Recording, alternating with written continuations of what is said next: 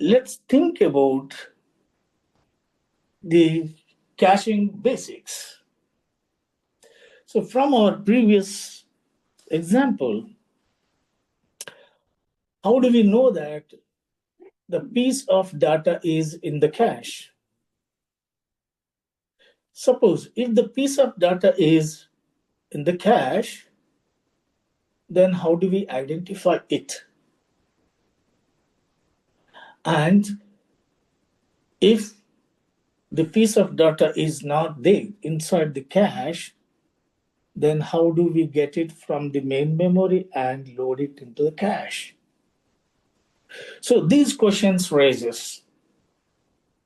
So if we elaborate these questions in detail for basic designing of this caching, what is that?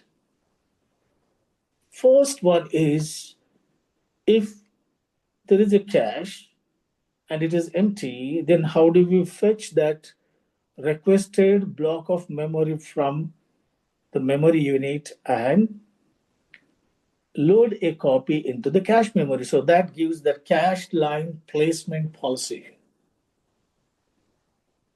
So in that cache memory, at which location this block of memory will be loaded, the copy of block.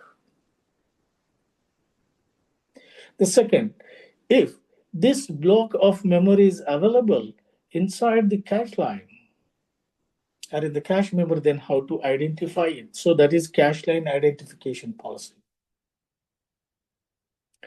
Third one is the cache line replacement policy, because cache memory is a limited size. So after a few iterations, your cache memory becomes full.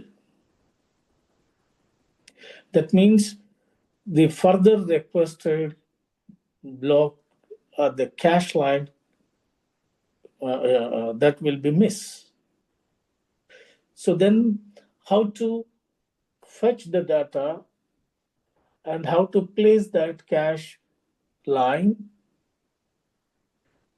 in the cache memory. That means some existing cache line should be evicted. So that we call the cache line replacement policy. And ultimately, in our previous example, look that for 1,000 iterations, the I value is updated. But at which location? Is it in the cache memory or is it in the main memory? If it is updated in the for 1,000 times inside the cache memory, so then there is a data inconsistency and there is a data deferred from cache memory in the block,